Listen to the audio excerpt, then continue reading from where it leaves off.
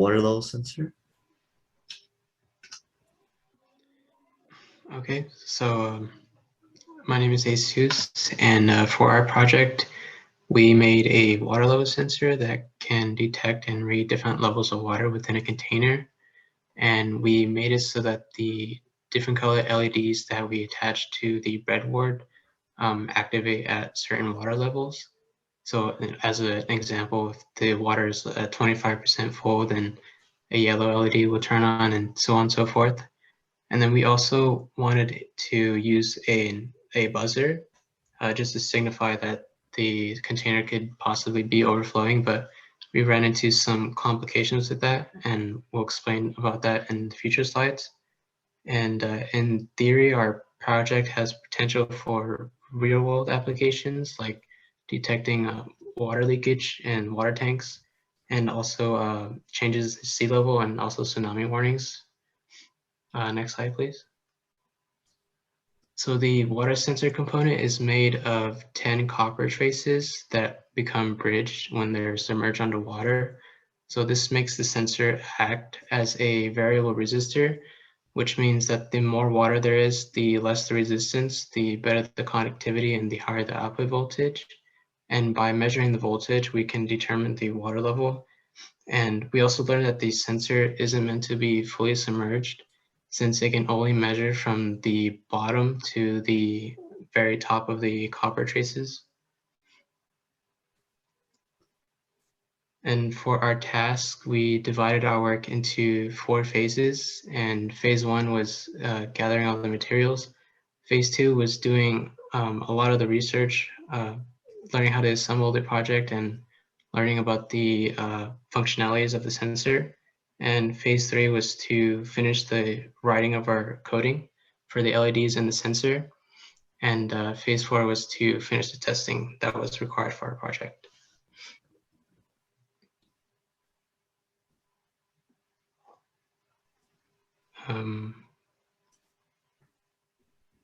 Arnav, are you here? Sorry. Okay, so what we have completed, we've divided this into 4 phases. Phase 1 being gathering materials such as the water sensor component, the Arduino microcontroller, the breadboards, the LED resistors, the wires, the buzzer. Phase 2 being assembling the parts together,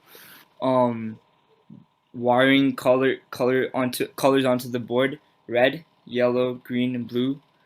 Water sensors to board, wired buzzer to the Arduino, and also research sensor. Phase 3 and 4 being finishing the C++ coding and testing for sensors and LEDs. Next slide. This is the picture of our completed project. After looking at all the costs for all the materials, the total cost for this would be $38.56. Next slide. This is the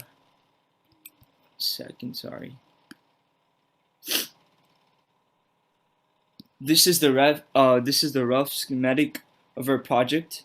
As you can see, the LEDs and resistors were wired in series and parallel to each other.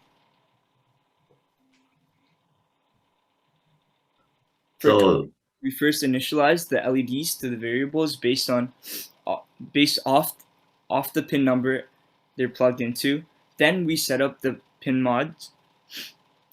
So we use for the loop to read the analog input from the water level sensor, and then using that, depending on the value returned, we used if statements to trigger the appropriate LED. We also used a water level reading program to collaborate our program. As you can see on the side, this is a sample of our code that lights up the red LED.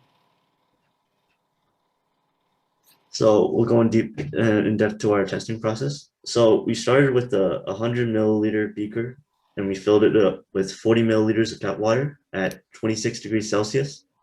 The temperature of the water plays an important role, which will be explained. So we first used a water level reading program that we borrowed off online. so that we could tell like what exactly values is the water sensor reading.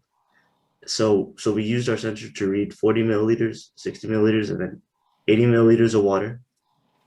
By using the data that collected from the water level reading program, we adjusted the threshold values to get each section, each specific LED to light on, and then we adjusted even further so that our green LED could light on, because we were struggling with getting that to work, because there's a range of values for the water level sensor, and the initial range we were using did not encompass the green LED, so we got that fixed.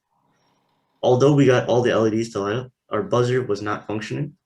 We tried a bunch of solutions, such as swapping out the active buzzer for a passive buzzer, rewiring, checking if the circuit was closed. We checked our code, but we're certain that there's no issue with the code. And to the right, there's a picture of me submerging the water level, the sensor component into the beaker. And this is a full image of the project functioning as it should. At 60 milliliters of water, the blue LED lights up as expected. In conclusion, overall, we completed most of our goals of building a functional water sensor that can accurately read different levels of water within a container. Although we couldn't figure out why the active and passive buzzers were not working, we still completed about 90% of our project. Our LEDs still light up at the appropriate water levels, and our water sensor module returns the expected values for certain levels. We're also fully able to code our project with little experience in Arduino IDE coding, which was a major accomplishment. And if given time, we would try to figure out what was wrong with the buzzer and how to fix it. One thing worth talking about is the issue with our project is that we hard coded the threshold values, and since we hard coded our code, our project could only work on tap water at 26 degrees Celsius, as you know, as it works for tap water, but we don't know whether it would work with any other water solutions such as salt water or like any other fluids, as they all have different conductivity values. And in terms of temperature, as the temperature of water increases, the conductivity increases. We only tested and calibrated our project for 26 degrees Celsius, so we don't know whether our project would work for really cold water or for really hot water.